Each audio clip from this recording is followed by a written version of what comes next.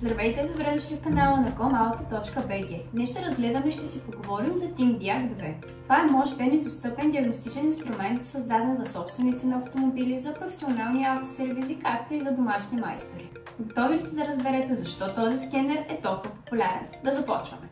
ThinkDiag 2 не е просто обновена версия на ThinkDiag. Той разполага с KNFD протокол, което го прави единствения по рода си в този ценови клас. Това означава, че може да диагностицирате и най-новите модели на GM след 2020 година, както и много други. С ThinkDiag 2 получавате пълна OBD2 диагностика и още 15 плюс сервизни функции, като нулиране на маслен индикатор, DPF регенерация, кодиране на инжектори и други. ECU кодиране за персонализиране на функции като управление на светлини, климатик и още. Активен тест, който позволява да проверявате дали определени компоненти на автомобила работят правилно, от радиаторния вентилатор до електрическите прозорци. И има Key Matching за програмиране и обучение на ключове. ThinkDiag 2 е изключително лесен за настройка. Просто сваляте приложението, регистрирате се, активирате устройството и сте готови. Свързвате го към автомобила и той автоматично разпознава модела, годината и VIN номера. Всичко това за отрицателно време.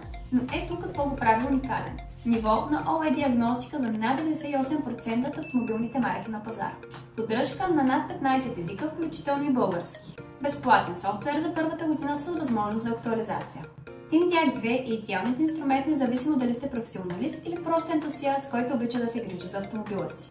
Ако търсите надежден, функционален и достъпен диагностичен инструмент, от ThinkDiag 2 е точното решение за вас. Ако искате да го закупите или да научите повече, може да посетите нашия уебсайт comauto.bg или да се свържете директно с нас. Информация ще сме оставили долу в описанието.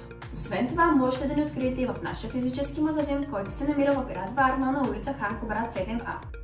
Благодарим ви, че бяхте с нас. Не забравяйте да харесате, да коментирате и да се абонирате за нашия канал за ново видео всяка събота. До скоро!